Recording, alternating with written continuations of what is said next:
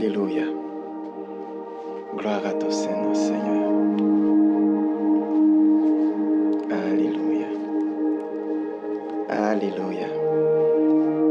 Bonjour, bonjour. Encore une fois, nous sommes avec vous par le biais de ce programme qui est appelé à vous guider à travers les instructions prophétiques. Nous remercions Dieu pour le temps qu'il nous a donné pour que nous soyons ici avec vous, chez vous, dans votre église, par la parole de notre Père Céleste. Il nous a donné cette parole et qui a été délivrée par notre couverture. Donc, nous remercions l'apôtre Moïse pour le fait qu'il nous a permis ou qu'il nous permet de partager cette instruction. Cher apôtre, soyez bénis.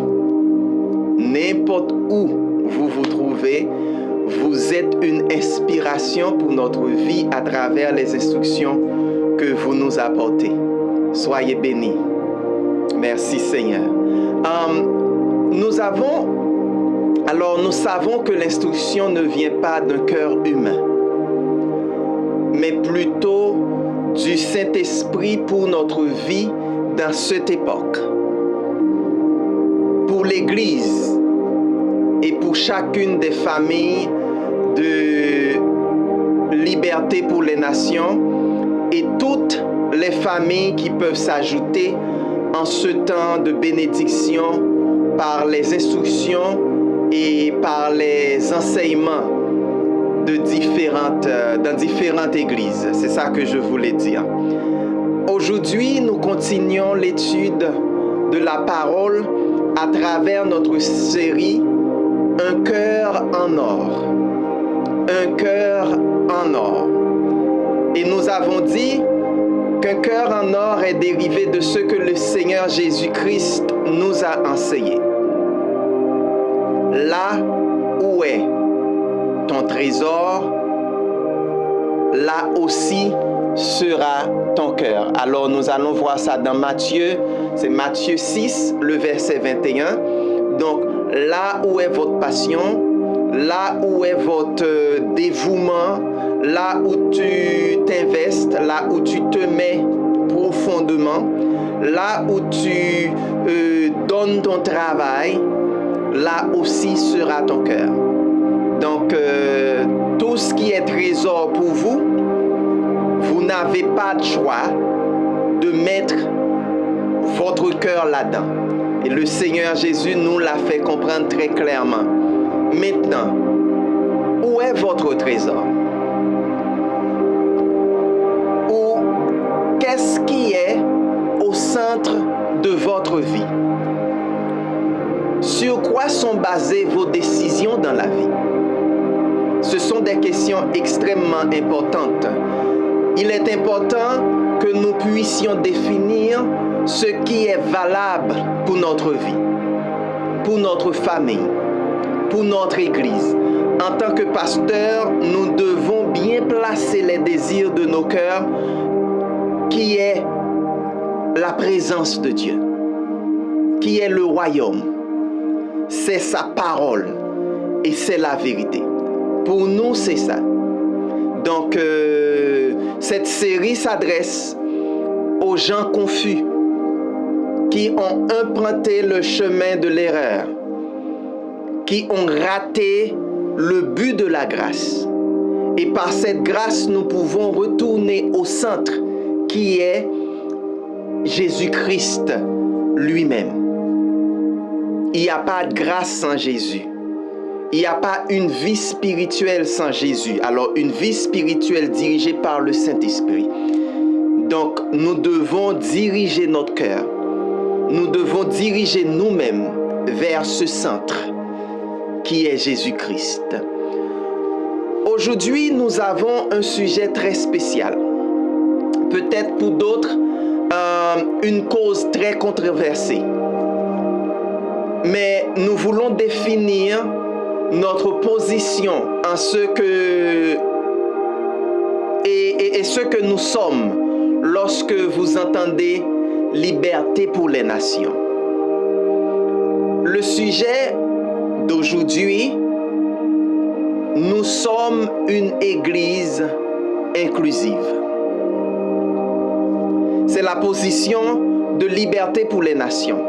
Et nous voulons le faire connaître, le faire savoir, parce qu'ici, nous ne faisons pas exception de personne. Ça, c'est une chose que vous devriez être bien imbus. Ici, tout le monde est bienvenu. Et notre base biblique se trouve dans Galates 3, le verset 28.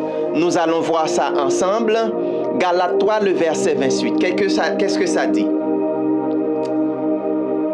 Il n'y a plus ni juif, ni grec. Il n'y a plus ni esclave, ni homme libre. Il n'y a plus l'homme et la femme. Car tous, vous n'êtes qu'un. Vous n'êtes qu'un en Jésus-Christ. Car tous, vous et moi, les autres, nous sommes un en Jésus-Christ. Ça, c'est une bonne nouvelle. C'est une nouvelle extraordinaire dans le sens que si vous vivez quelque chose qui n'est pas normal, si le monde vous voit comme femme, ou si le monde vous voit comme homme, si le monde vous voit dans une position où vous travaillez pour de maigres salaires, si vous n'êtes pas riche, si vous venez d'une nationalité quasiment méprisée, une nationalité qui ne fait pas la une, vous devriez savoir, en Jésus-Christ, ou la façon que Dieu nous voit, il nous voit comme un. En Jésus-Christ. Donc, quelle que soit ma taille et la façon que je me porte, est-ce que je suis maigre, est-ce que je suis un peu grand, et si je parle très bien, si je parle pas très bien, si j'ai une éducation extraordinaire, si j'ai aucune éducation, nous sommes un. Si je me considère comme un religieux extraordinaire, ou si je me considère pas comme religieux, devant Dieu, en Jésus-Christ, nous sommes un. Ça, c'est la base. Cela dit que nous sommes tous en Jésus-Christ. Nous sommes ni plus ni moins l'un de l'autre. Ça, c'est un message extraordinaire. Donc, liberté pour les nations, nous sommes une église inclusive. Nous ne percevons pas les gens. Tous sont les bienvenus par les portes de nos églises.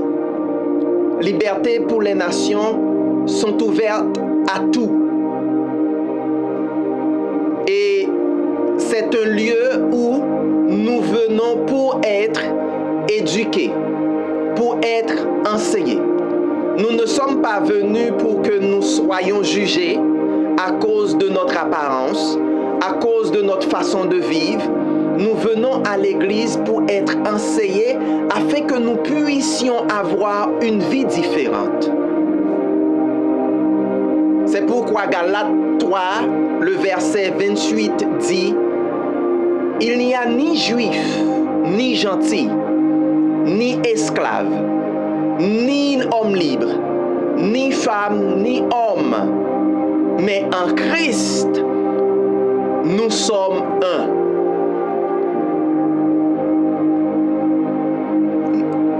Je peux vous dire, et vous allez constater cela, c'est pas vraiment quelque chose qui est nouvelle en termes de connaissances, mais nous vivons une époque où la majorité vit par les opinions.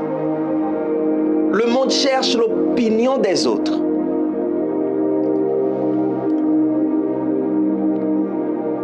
Alors, il cherche l'opinion des autres et il utilise comme un phare pour guider leurs décisions. Donc c'est quelque chose que, en tant qu'enfant de Dieu, vous pouvez le constater. Et des fois, nous aussi, en tant qu'enfants de Dieu, nous sommes pris à cette sorte de piège. Nous sommes pris au piège dans le sens que nous avons besoin de l'opinion des autres pour que nous puissions fonctionner. Donc le langage utilisé est comme suite. C'est comme on dit, que pensez-vous de cette famille? Nous avons besoin de l'opinion du voisin pour que nous puissions soit jugés ou entrer en relation avec cette famille. Que pensez-vous de telle église? Que pensez-vous de tel pasteur, etc. C'est comme ça que le monde cherche l'opinion. C'est comme ça que le monde cherche ses informations. C'est comme ça que le monde vit. Donc, le monde est dirigé par les opinions. Donc, beaucoup de gens vivent par des opinions. Mais nous, écoutez bien, nous ne sommes pas appelés pour vivre selon les opinions. Nous sommes appelés à vivre selon la parole de Dieu.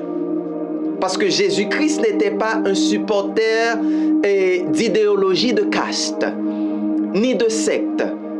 Il n'était pas ce que nous appelons maintenant raciste. Il n'était pas sexiste. Il n'a jamais fait l'abandon des gens. Donc, puisque nous sommes appelés selon son dessein, nous travaillons ou nous reconnaissons la vie aux lentilles de ce que Jésus nous a enseigné. Dieu nous offre la grâce pour nous sauver, pour nous purifier. Tel est le message d'une église inclusive.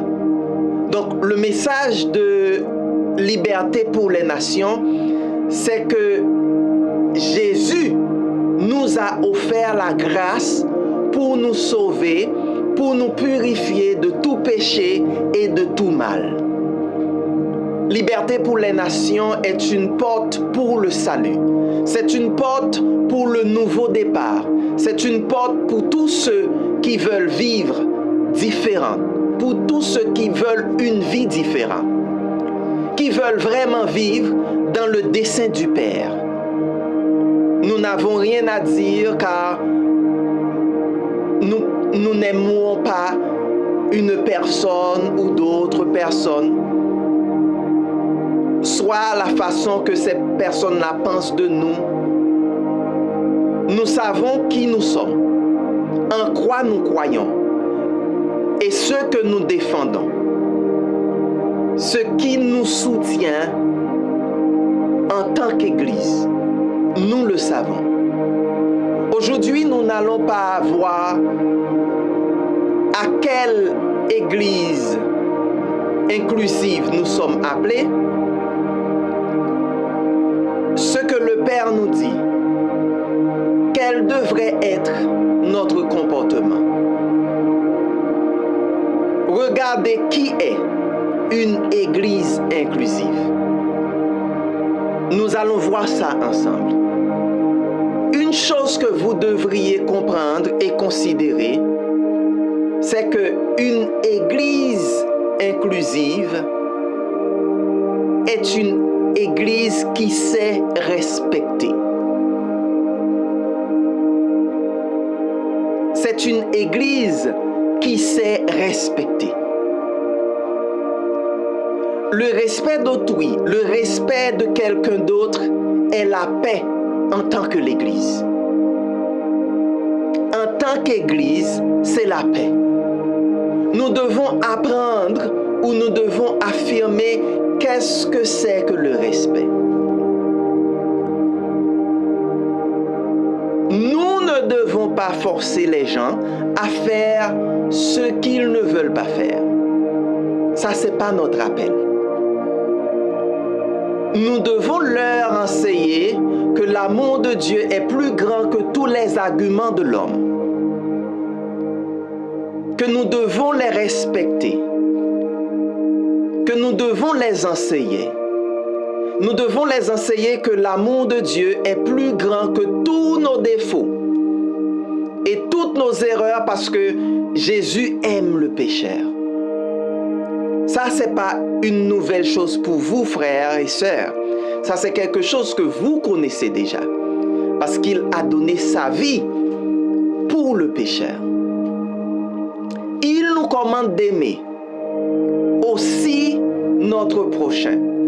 Et des fois, l'erreur qu'on fait, c'est de voir le prochain comme une personne peut-être qu'on voit dans la rue. Une personne qui est éloignée de nous. On le voit comme, ok, lui, il est mon prochain. Mais le prochain commence avec la personne qui est plus près de nous. Et ça ne se limite pas en termes de distance, ni de zone, ni de pays, ni de limite géographique. À mesure que c'est une personne, nous devons considérer cette personne comme notre prochain. Il ne nous dit pas s'il s'en tient à ce que nous pensons ou ressentons. C'est-à-dire si la personne est de la même culture que nous, de la même souche, même classe que nous. Non. Il nous dit d'aimer notre prochain comme nous-mêmes. Donc, au niveau qu'on apprend à nous aimer, en tant qu'enfant de Dieu, on sait que on s'aime à la lumière de la parole de Dieu, parce que papa nous voit en tant qu'on être cher, donc il investit son sang, l'unique sang. Et je me souviens, en termes économiques, on parle de rareté. Plus la chose est rare, plus la chose est chère. C'est la raison pour laquelle on voit diamants, les pierres précieuses, l'or. Il y a pas mal de choses sur la terre qui sont chères.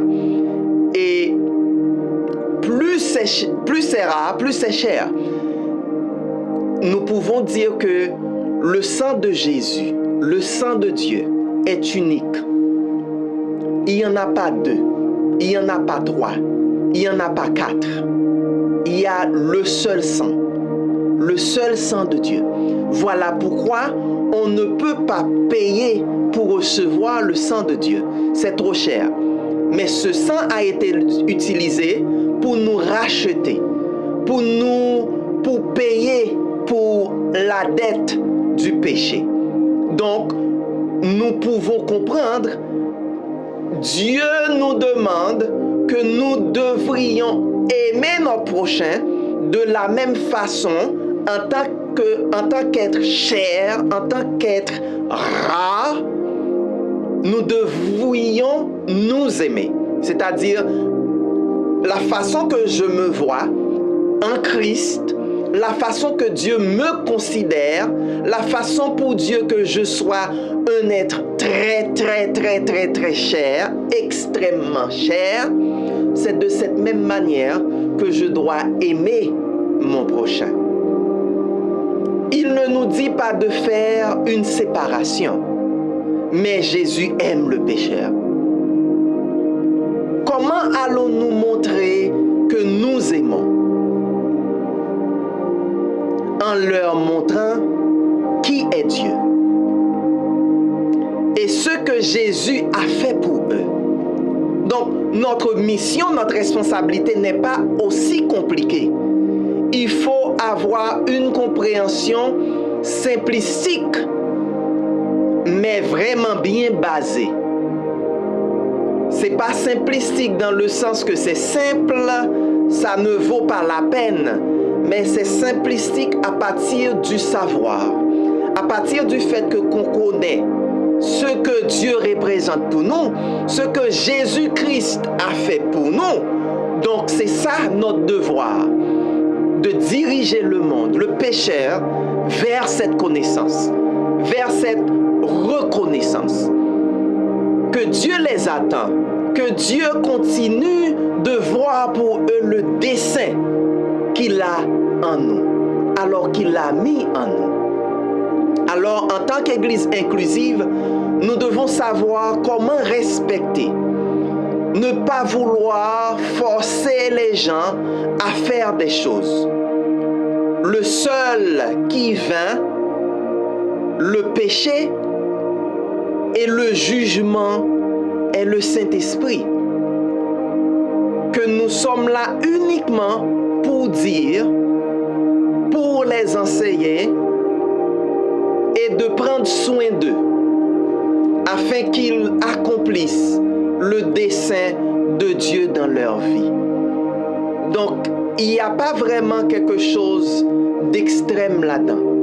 Comme j'ai dit tantôt, c'est simple.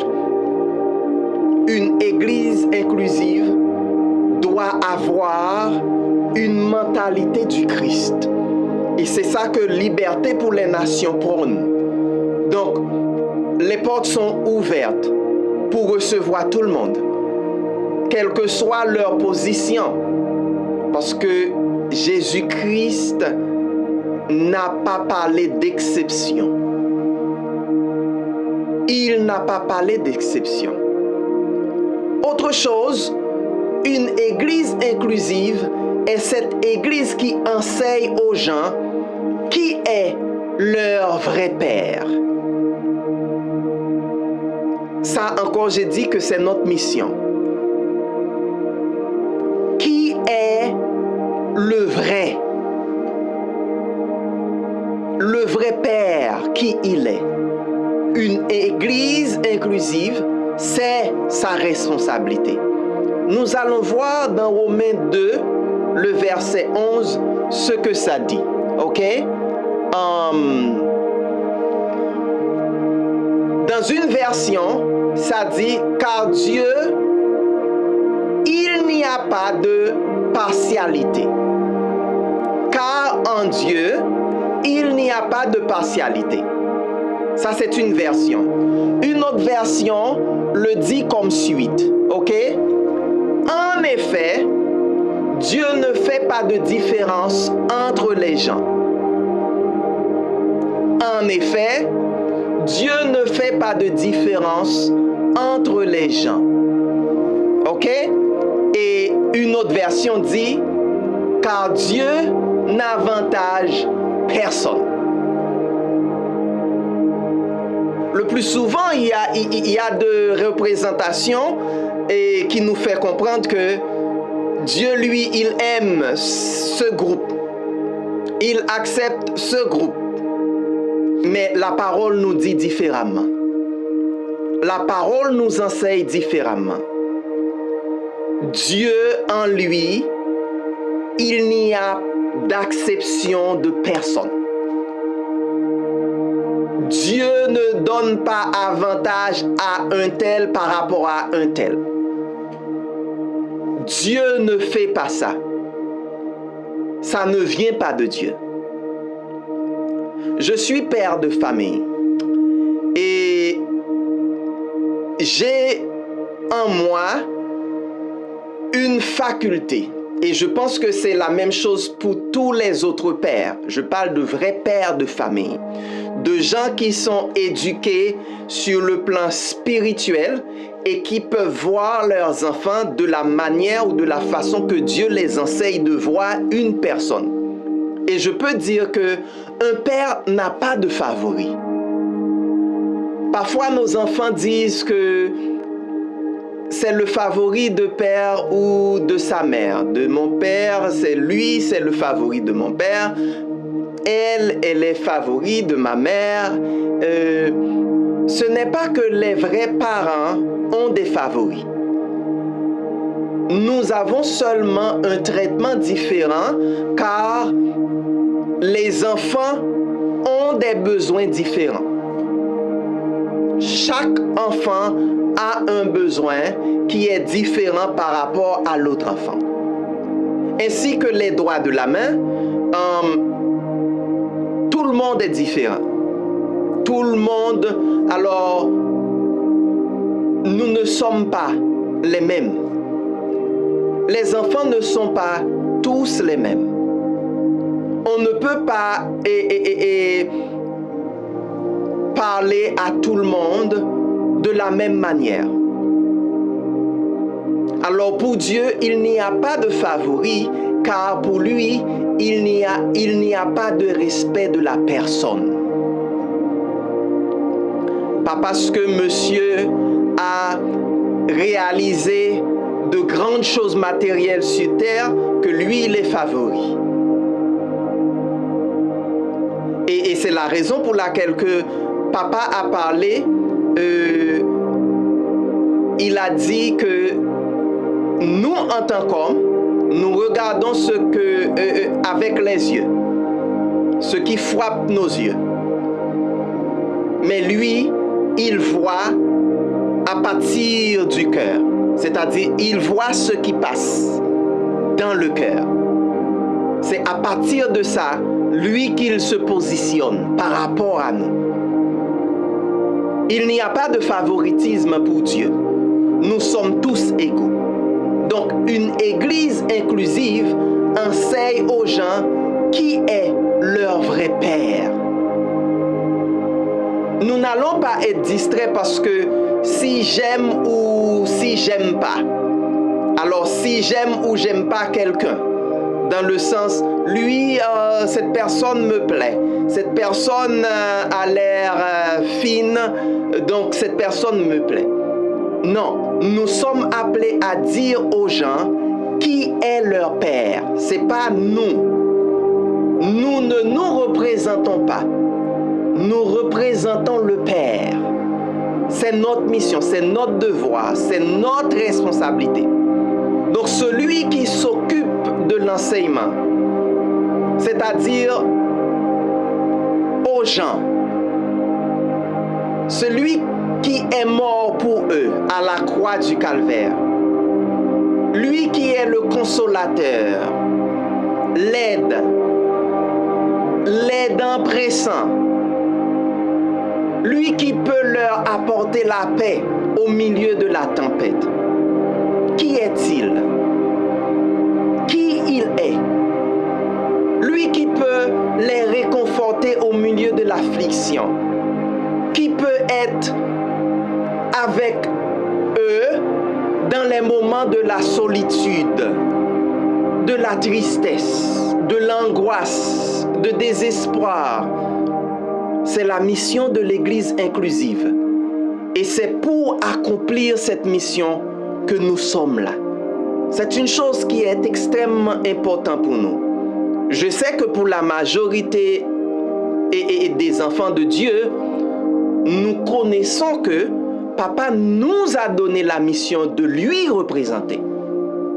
Parce qu'à mesure qu'on fait l'expérience avec lui, à mesure qu'on dit « il est bon », « il est agréable », « il est doux », Dieu est extraordinaire, à mesure qu'on goûte sa faveur, sa grâce, sa bénédiction, son onction, il nous demande de ne pas rester seulement avec la bouche fermée ou pour juger ça pour nous-mêmes d'une façon égoïste, mais il nous demande de partager avec nos prochains. Et par le fait qu'on les aime de la même manière qu'ils nous aiment, de la même manière qu'ils nous demandent de les aimer, là, on n'a qu'à les expliquer, leur partager, leur enseigner qui Dieu est. Qui est mort pour eux sur la croix du calvaire. Nous ne faisons pas l'exclusion de personne parce que nous sommes tous inclus dans le plan du salut, dans l'œuvre rédemptrice de la croix. Car Jésus-Christ est mort pour tous et cela devait être notre message. Est-ce que c'est votre message? Est-ce que c'est le message de l'Église. Mais pour nous, Liberté pour les Nations, qui est une Église inclusive, c'est notre message. Une chose que vous devriez comprendre très clairement, les gens ne voudraient pas qu'on leur rappelle de ce que leur État est, ou de leur faire comprendre comment leur État est impie. Ils veulent, alors les gens savent déjà dans quelle situation ils sont. Ce dont les gens ont besoin, c'est de savoir comment sortir de ce qu'ils font, comment sortir de cette situation, comment quitter ses pensées, comment quitter les attitudes, les habitudes, comment guérir leur cœur. Et pour eux, pasteurs bien-aimés, église bien-aimée, Dieu nous a mis ici dans cette vision de liberté pour les nations pour rappeler aux gens ce qu'ils font. Pas pour les rappeler, ce qu'ils font, mais pour leur dire comment améliorer leur vie. Comment ils peuvent avoir une vie meilleure. Parce qu'ils sont inclus dans le plan de salut, le projet de vie du Père. Les gens savent déjà ce que c'est que la vie qu'ils vivent. Ce qu'ils savent, ce qu'ils ne savent pas, c'est comment arrêter de faire ce qu'ils font. Ce qui n'est pas correct, ce qui n'est pas bon, ce qui les édifie pas, ce qui ne les bénit pas. C'est ce que les gens doivent savoir. Nous devons leur dire comment ils peuvent changer et comment être différents. Une église dont, je dirais, une église est donc celle qui sait respecter et qui enseigne aux gens qui est le vrai Père, qui est le Dieu vrai, ce que Dieu a pour eux, quel plan que Dieu a pour eux, qu'est-ce que Dieu veut faire manifester dans leur vie, quelle direction Dieu veut leur donner. Et à plusieurs reprises, moi et ma femme, dans notre conversation, nous pouvons constater qu'il y a vraiment une décision qui peut aller dans deux directions. Dans notre vie de tous les jours, à chaque fois qu'on décide de faire quelque chose, de manger, de dormir, de travailler, de communiquer, de sortir, à n'importe quel temps qu'on décide quelque chose, on prend vraiment une décision. Une décision pour vivre ou une décision pour mourir. On ne fait rien pour autre décision. Ne vous en faites pas. Dans la vie, la décision qu'on prend nous mène soit vers la mort ou la vie. Ça, c'est pour une autre fois. Une autre fois, dans nos enseignements, nous allons pouvoir extrapoler ce sujet avec vous. Mais pensez-y.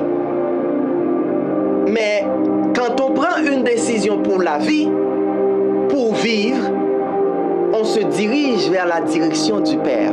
C'est ça que le monde veut savoir. C'est ça que le monde veut connaître vraiment. Donc, une église inclusive est une église qui a une bonne attitude face aux circonstances et aux gens. Ça, c'est notre appel en tant que liberté pour les nations. Parfois, nous ne savons pas comment les gens arrivent dans l'église. Parfois, nous ne savons pas quelles blessures ils apportent, quelles situations qu'ils ont subies depuis leur enfance. Un pasteur m'a expliqué ce qui suit. C'est arrivé une fois qu'elle avait l'habitude de mettre sa main sur la tête des enfants de l'église de manière, pendant qu'elle met sa main sur leur tête, alors elle leur parle, elle leur dit bonjour, mais elle profite aussi du temps pour les bénir. C'est comme une sorte d'imposition de main. Mais une personne à peine arrivée à l'église, cette même manière que le pasteur ou le pasteur touche, alors c'était une femme pasteur, qu'elle touche la tête où elle fait l'imposition des mains, c'est la même manière que la mère de cette dame ou de cette personne qui est arrivée à l'église faisait contre elle. Alors c'était de cette manière que sa mère infligeait des blessures de rejet sur elle. Donc elle a vu le pasteur qui faisait ce geste vers les enfants. Alors elle pensait que le pasteur repoussait les enfants. Et elle a décidé qu'elle ne voulait pas aller dans cette église parce que le pasteur agissait ainsi.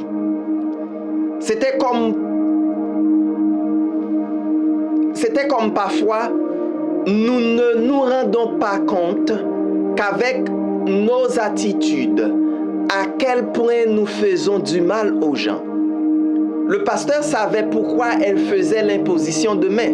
Mais la dame, puisqu'avec le même geste, elle a connu une vie de rejet, elle pensait que le pasteur rejetait les enfants. Alors, rejetait ses enfants. Donc, la dame a expliqué qu'une fois, elle est venue en courant vers sa mère pour que sa mère puisse la serrer dans ses bras. Et la mère la poussait de côté pour accueillir une autre petite fille et ça l'a blessée. Donc elle n'avait pas une bonne relation avec sa mère et sa mère la rejetait avec une sorte d'imposition de main, mais qui était différente de la mentalité du pasteur. Donc il faut donc faire attention avec notre attitude. Mon attitude est si importante car je traite les gens par la manière que je parle, par la manière je vois. C'est si important que nous puissions considérer tout cela, comment que je traite les gens, comment je les vois, le type de regard que je projette. Vous pouvez captiver les gens ou peut-être vous pouvez être méprisable envers eux, non pas parce que vous faites exprès, mais c'est une attitude. Parfois, nous ne prenons pas soin de la façon dont nous regardons les gens. Tout à coup, cela arrive que nous les regardions avec dédain. Comment ils se sentiront? Cette personne ne se sentira pas incluse. Elle se sentira étrange, exclue. Donc, nous devons penser à notre attitude. Ok? Cette personne va penser qu'il n'est pas sa place. Peut-être parce qu'il est mal habillé. La personne se sentirait mal. Donc faites attention de la façon dont nous traitons les autres, la façon dont nous voyons et comment nous parlons aux gens. Tout le monde ne peut pas les traiter de la même manière, ni leur parler de la même manière. Il y a des gens qui ont de la maturité, mais il y a d'autres personnes dont nous devons faire attention de ne pas arrêter de dire ou d'établir la vérité de Dieu. Ok? La façon que nous leur parlions. Faites attention à la manière dont nous entrions dans la vie des gens. pour qu'ils puissent recevoir et reconnaissent qu'ils ont besoin de Dieu dans leur vie. Ça, c'est avec notre attitude. Donc, je dois changer d'attitude. Je dois arrêter de parler de manière vraiment qui va repousser les gens. Parce que mon attitude ou l'attitude de l'Église, mon attitude va me conduire à devenir fertile ou stérile en tant qu'Église. Parce qu'avec la critère avec laquelle nous regardons,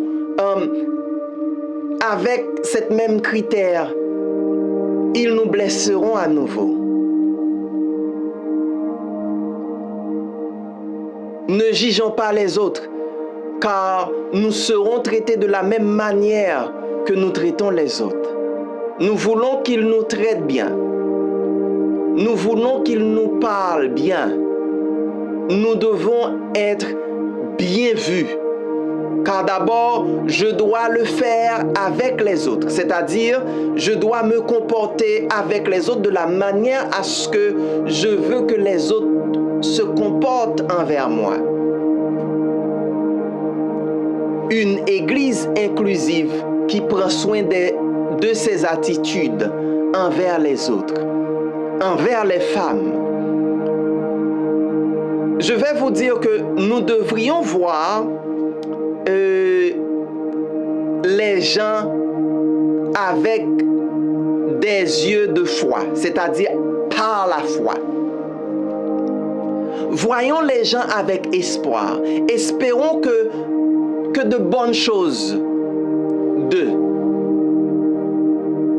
Dieu sera en eux. Et Dieu sera en nous. Voyons les gens avec des yeux d'espoir. L'espoir est une attente de ce que je vois, ce que j'espère. Et c'est ce que j'espère, je crois, qui arrivera. Alors, avoir une attitude correcte, c'est voir les gens avec l'espoir que quelque chose de nouveau va se produire dans leur vie. Et aussi se produire en nous. Donc, ce n'est pas seulement eux, mais nous aussi. Donc, c'est la définition de voir les gens avec des yeux de la foi. C'est ce que Papa fait à notre égard. Imaginez si notre Père Céleste ne nous voyait pas avec des yeux de la foi. Est-ce qu'il enverrait notre Sauveur, Jésus-Christ, mourir pour nous? Si Dieu a fait cet investissement dans notre vie, dans une église, à plus forte raison que nous devons faire ce même investissement dans la vie du frère, dans la vie de la sœur, à plus forte raison. Donc c'est ça que Dieu nous demande, c'est ça que Dieu demande de nous. C'est de ça que Dieu parle quand il parle de église. Donc cette église inclusive est une église tout-terrain. Une église tout-terrain est une église où nous sommes des gens qui ont traversé. Mais nous ne sommes pas restés à moitié ou nous ne sommes pas restés à moitié du chemin, peu importe la situation. Malgré les choses que nous vivons, nous continuons néanmoins à partager et à donner le message du salut.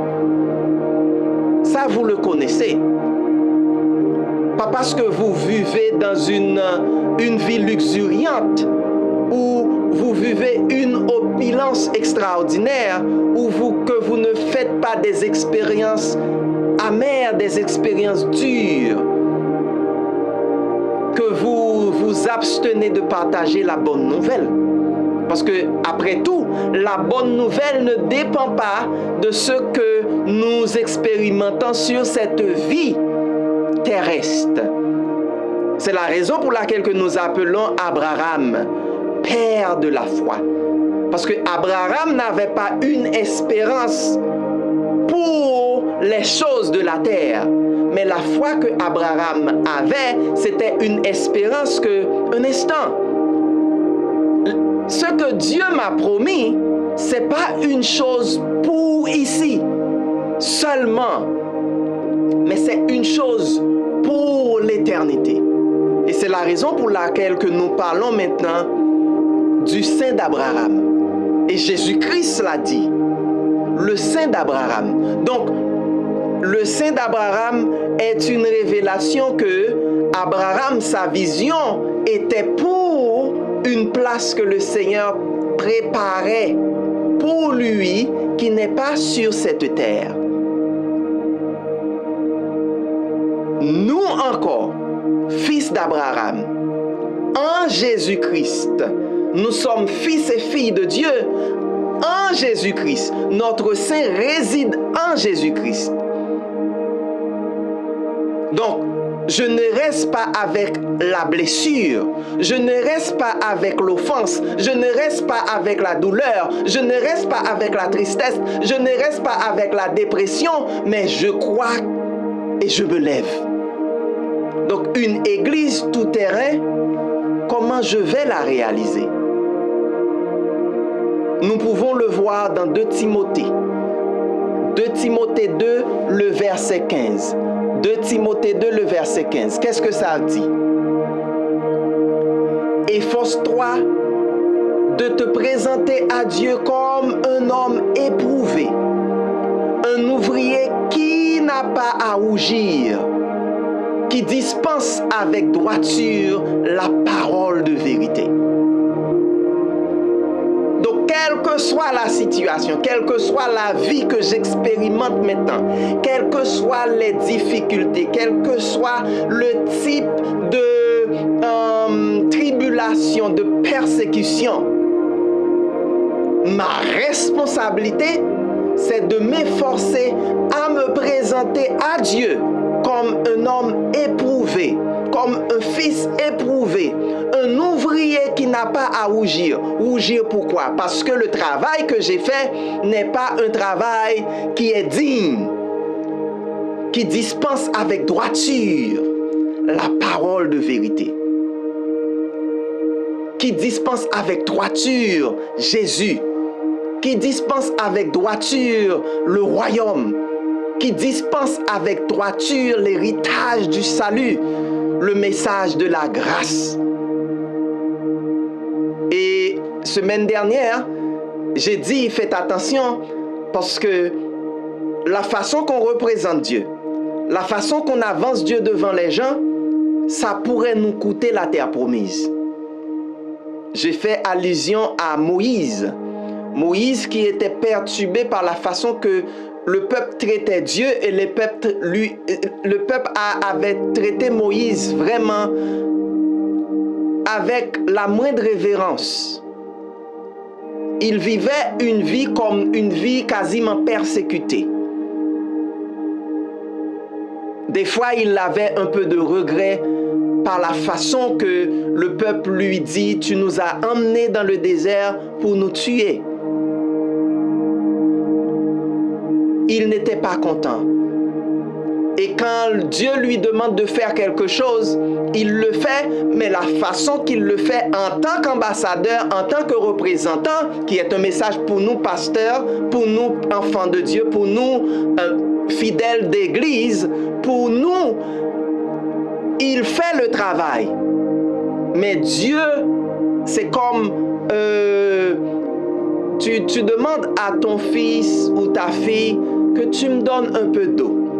L'enfant dit oui, mais la façon que l'enfant tourne, c'est comme tu n'aurais pas dû me demander ce service. Donc Dieu n'était pas honoré. Bien que Moïse était vraiment proche de Dieu, ce n'est pas un jugement, mais c'est une constatation. Et ça lui a coûté de ne pas voir ou toucher la terre promise. Nous devrions faire attention. Donc, notre slogan doit être « Église tout-terrain ». On passe par là, oui, mais on ne reste pas là. Je continue parce que j'ai un but, j'ai un destin, j'ai un but et ce but n'est pas le mien. C'est ce que Dieu m'a enseigné, ce que Dieu s'est fixé. Nous sommes une église qui a traversé de nombreuses épreuves, mais nous n'y sommes pas là, nous loger. Nous ne sommes pas ici pour nous loger, pour habiter dans ces épreuves. Nous n'avons pas à nous plaindre de ce qui s'est passé, mais nous apprenons que tout fonctionne pour notre bien parce que nous aimons le Seigneur, parce que vous avez déjà tout traversé et que vous n'avez pas à perdurer. N'oubliez pas que cette vie, c'est une vie qu'on traverse. Vous n'allez pas rester là. Ça, c'est une église tout-terrain. Rester dans le marasme, c'est ce que nous n'allons pas faire. Nous allons enseigner aux gens que dans le monde, il y aura des afflictions, mais que nous devons avoir confiance parce que Dieu a vaincu le monde. Nous allons avoir des situations difficiles, oui, mais en tout temps, Dieu ne nous abandonne et il ne nous abandonnera pas. Dieu ne nous a pas dit de nous juger les uns les autres. Dieu nous a envoyés pour être une église inclusive. Alléluia. Nous enseignons aux gens qui sont leur père. Qui est leur père? Nous devons nous respecter les uns les autres. Et que nous sommes tous appelés au salut. L'appel n'est pas fait pour une catégorie. L'appel n'est pas fait pour une classe. L'appel n'est pas fait pour une couche. L'appel n'est pas fait pour monsieur un tel. L'appel est fait à tous. Dieu ne se limite pas à un groupe. Dieu veut que tout le monde jouisse du salut. Ok? Donc, parce que la grâce du Père, c'est par ça que nous sommes sauvés. Par sa grâce, nous avons été rachetés.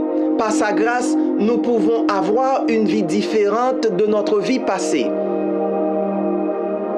C'est ce que nous appelons liberté pour les nations. Et c'est ce que nous devons avoir comme fondement. Nous savons que nous savons qui nous sommes, où nous allons. Nous n'allons pas vivre ce que les gens pensent. Nous n'allons pas vivre ce que les gens pensent de nous.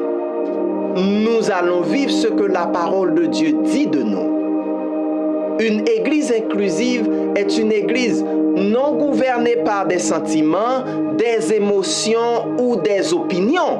Une église inclusive est une église gouvernée par la parole de Dieu, par ce que Dieu dit, gouvernée par ses principes, par sa volonté qui est bonne, qui est agréable, qui est parfaite. Alléluia. Alléluia. Une église inclusive est une église avec un cœur d'or. N'oublie pas, c'est notre série. Elle n'est pas une église laissée pour compte. Elle n'est pas dirigée par ce qu'elle voit, par ce qu'elle entend, par ce qu'elle ressent. Au contraire, une église, c'est une église qui est alliée et guidée par la parole, par ce que dit le Seigneur. Alors la parole dit pardonne. Nous devons pardonner et nous devons aussi enseigner aux autres ce qu'est le pardon. Si la parole m'apprend que je dois aimer non seulement mes amis, mais aussi mes ennemis, alors c'est ce que je dois enseigner. Je dois manifester cet amour et exprimer la grâce qu'est le salut. Certes, beaucoup d'entre nous étaient si méchants, impitoyables, amers, pleins de ressentiments, soit avec la vie ou envers tout. Mais maintenant, nous avons une nouvelle vie, car nous avons appris à nous respecter. Parce que nous savons qui est notre vrai Père. Quel investissement il a fait en nous. Ce que la vie ou notre vie coûte. Parce que nous sommes une église qui n'est pas basée sur l'opinion, mais basée sur la vérité de Dieu. Ça, c'est nous. Nous vivons une liberté. Nous vivons dans la liberté du Christ. Nous ne vivons pas dans une débauche. Nous vivons dans une liberté parce que nous avons la liberté de décider. Et dans cette liberté, décider par le bien, l'agréable et le parfait qui est la volonté de Dieu pour notre vie. J'aimerais que vous compreniez cela. Donc, comme j'ai dit tantôt, ma décision vraiment va déboucher sur deux choses. Pas plus, pas moins. Et cette décision qui débouchera sur deux choses, si j'ai choisi Dieu, ça va déboucher sur la vie. Mais si j'ai choisi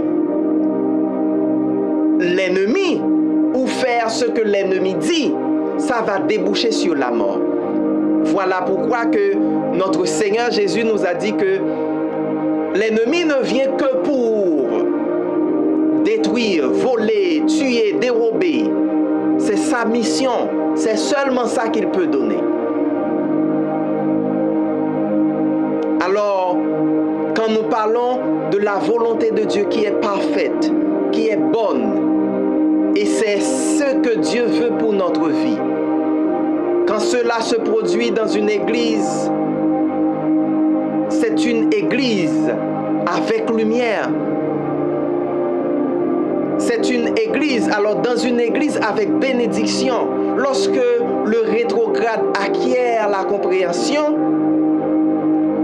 et que ceux qui se plaignent de tout acceptent l'instruction, alors c'est dit dans le livre d'Ésaïe, je vais vous le montrer dans le livre d'Ésaïe, chapitre 29, le verset 24, c'est la situation de la majorité, ok?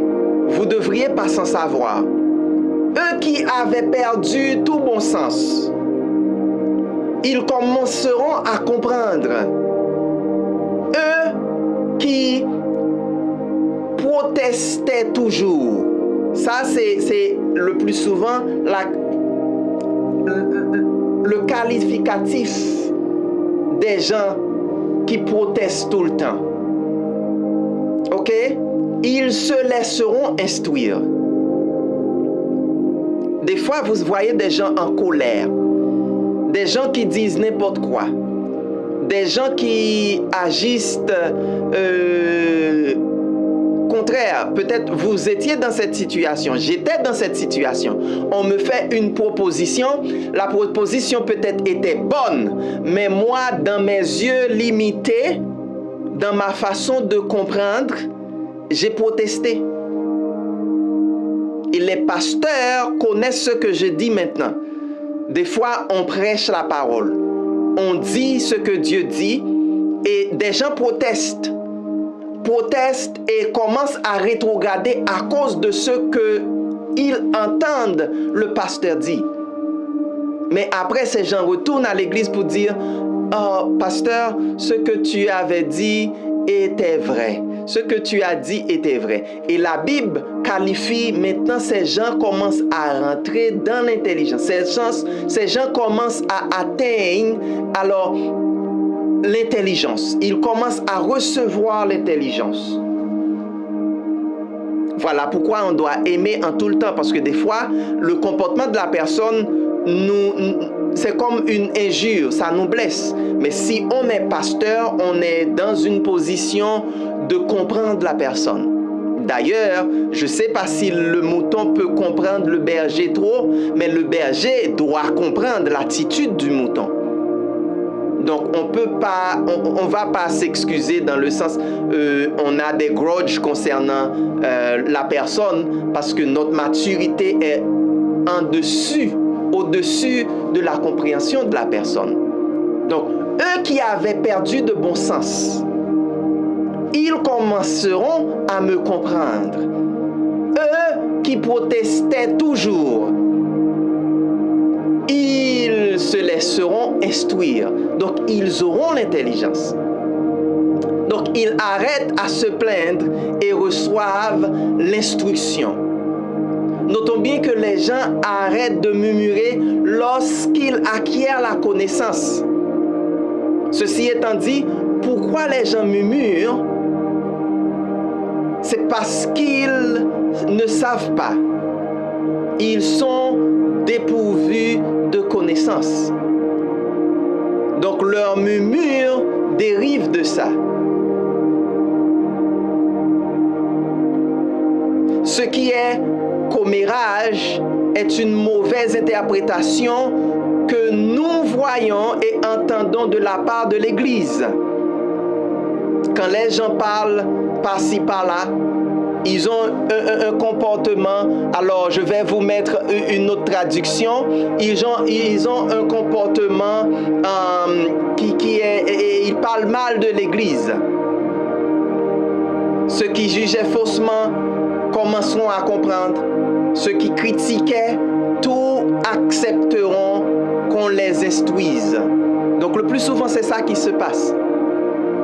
Ils ont une mauvaise compréhension de ce qu'est l'Église parce qu'ils sont perdus. OK? Et notre responsabilité à nous, pasteurs bien-aimés, est de ramener les perdus, les rebelles, pour qu'ils puissent y entrer. Le royaume de Dieu est fait pour eux. Nous qui avons une meilleure compréhension, c'est notre responsabilité de les attirer. Comprendre pour qu'ils arrêtent de se plaindre et reçoivent l'instruction. Ceci sont les instructions, les enseignements que Dieu donne au travers de notre couverture spirituelle pour ce temps. C'est le fondement que nous devons mettre en tant que liberté pour les nations. Parce que cela se produit dans une église, parce qu'il y a du respect. Nous n'allons pas les forcer à changer. D'ailleurs, l'apôtre Paul dit, Paul plante et Apollos arrose. C'est notre responsabilité. Planter la parole, semer la parole, et peut-être une autre personne vient arroser la parole. Mais qu'est-ce qui change le cœur? Qu'est-ce qui vient et la personne qui est un rebelle, qui ne comprend pas la parole? Le Saint-Esprit. Donc, nous allons enseigner ce qui est le mieux pour leur vie.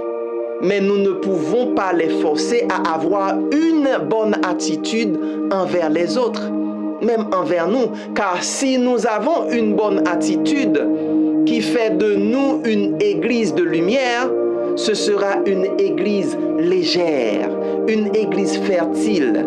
Et nous les apprenons également qui est le vrai Père. Imagine notre comportement maintenant, c'est un comportement qui doit être un comportement d'ambassadeur, de diplomate, parce que nous représentons le Seigneur. Notre responsabilité même, quand la personne nous voit, la personne voit le Seigneur. C'est notre responsabilité. cher pasteur. Donc, un père, quoi qu'il arrive, ne cessera jamais d'être un père. Et les portes de ces maisons seront toujours ouvertes à quiconque veut éduquer, apprendre et à changer. Notre Père, c'est lui. C'est comme ça il agit. Ses bois sont grands ouverts pour recevoir ses enfants. Les gens qui veulent un changement, les gens qui veulent voir que le cœur change, avoir un cœur changé.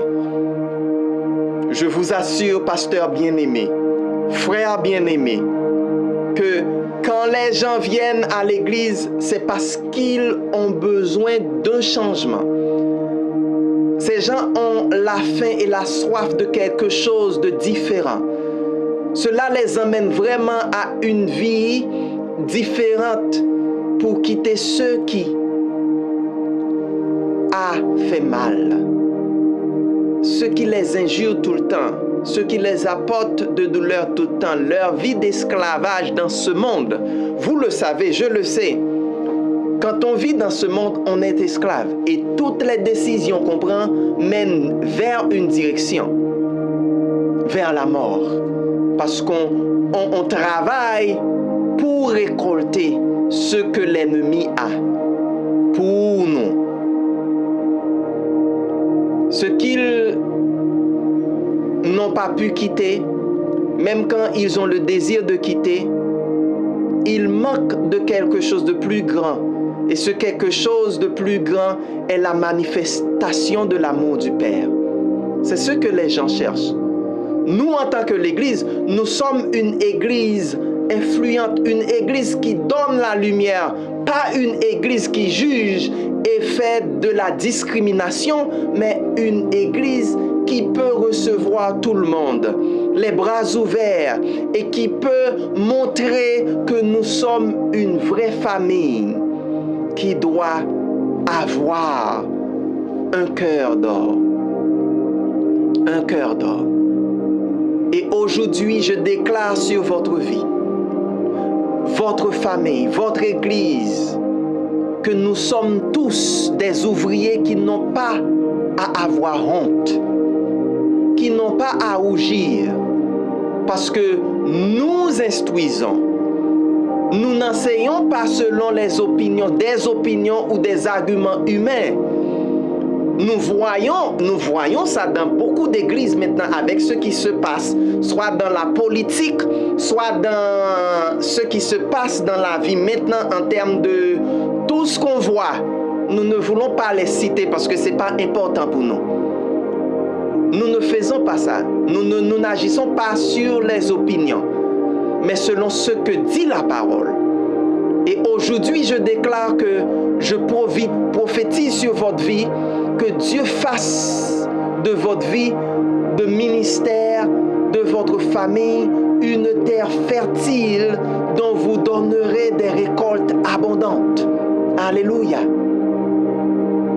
Vous êtes une terre fertile. Votre église est une église de lumière, une église avec compréhension. Pasteur bien-aimé, c'est une église bénie.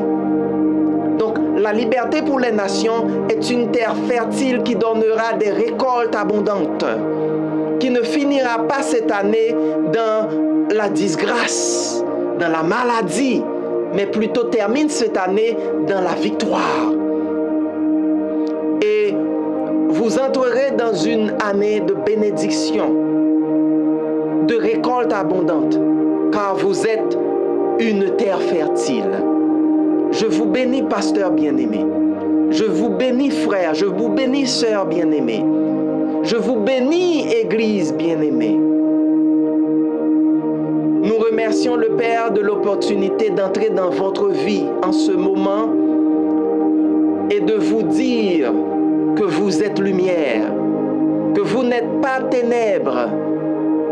Donc, vous devez alors vous donner la lumière et les hommes peuvent voir les bonnes œuvres du Père.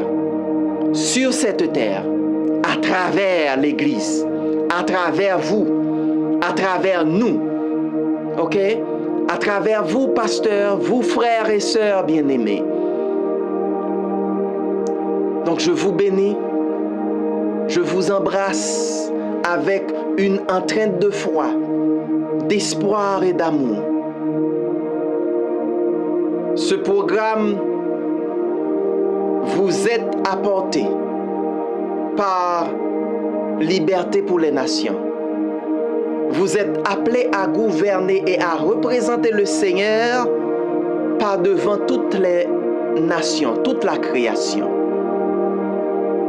C'est votre mandat, c'est votre mission en tant qu'ambassadeur, en tant que représentant.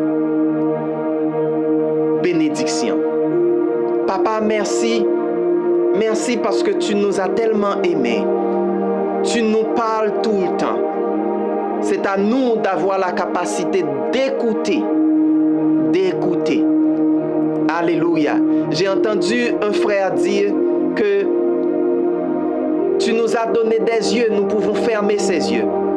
Tu nous as donné la bouche, nous pouvons fermer la bouche. Mais nos oreilles, ça reste toujours ouvert. C'est à nous de décider vraiment d'écouter ce que tu dis. Et quand nous écoutons ce que tu dis, nous pouvons mettre vraiment ces choses en pratique. Et nous connaissons ceux qui mettent ta parole en pratique. Eux seulement qui voient des résultats. Donc aujourd'hui, que mon frère, que ma soeur soient libérés. Libérés de mauvaises compréhensions. Libérés d'attitudes, d'habitudes. Mais reçois ton enseignement, papa. Parce que tu as un seul plan. Un plan de salut. Un plan de salut, Père. Le plan de salut. C'est seulement ça que tu as. La vie, c'est ça que tu veux donner à tout le monde. Qu'ils soient bénis et qu'ils comprennent le message que tu les apportes, papa. Que leur vie soit une vie fructueuse, une vie bénie, une vie qui va multiplier, une vie qui va apporter cette bonne nouvelle à la création, à toute la création, comme tu demandes, Seigneur. Alléluia. Alléluia. Au nom de Jésus, notre prière est faite. Amen. Amen. Je veux toujours prendre le temps, si en passant comme ça, vous écoutez le message et que vous connaissez au tréfonds de vous-même que vous n'avez pas ce privilège ou vous n'acceptez pas encore ce privilège, le privilège d'être un enfant de Dieu. C'est le temps. C'est le temps pour vous. C'est le temps pour vous de réclamer l'héritage de la vie. C'est ce que Dieu veut donner comme cadeau. C'est son plan avant même le commencement, avant même la création. C'était son plan pour ses enfants, pour l'homme. Si vous voulez accepter le Seigneur, faites cette prière avec moi. Papa, je viens vers toi. Je viens à toi. Je reconnais que je suis pécheur. Je reconnais que j'écoutais pas ta voix. Je reconnais que j'ai raté le but. Mais aujourd'hui, Seigneur, je veux prendre la décision de te suivre, de t'écouter, de vivre la vie que tu veux vraiment que je vis. La vie qui mène au salut. Prends-moi, Seigneur. Prends ma vie.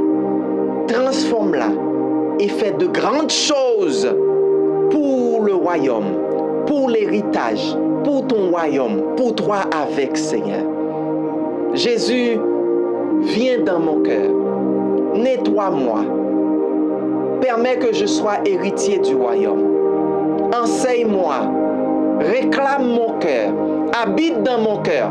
Et que je ne vis pas la vie du passé, mais la vie que tu veux me donner maintenant et que tu vas me donner. Donne-moi ton Saint-Esprit pour me guider, pour me diriger, pour m'orienter, pour m'enseigner. Et que je sois vraiment un fils du royaume, un fils, un représentant du royaume, une personne à qui tu donnes la vie éternelle. Merci Seigneur.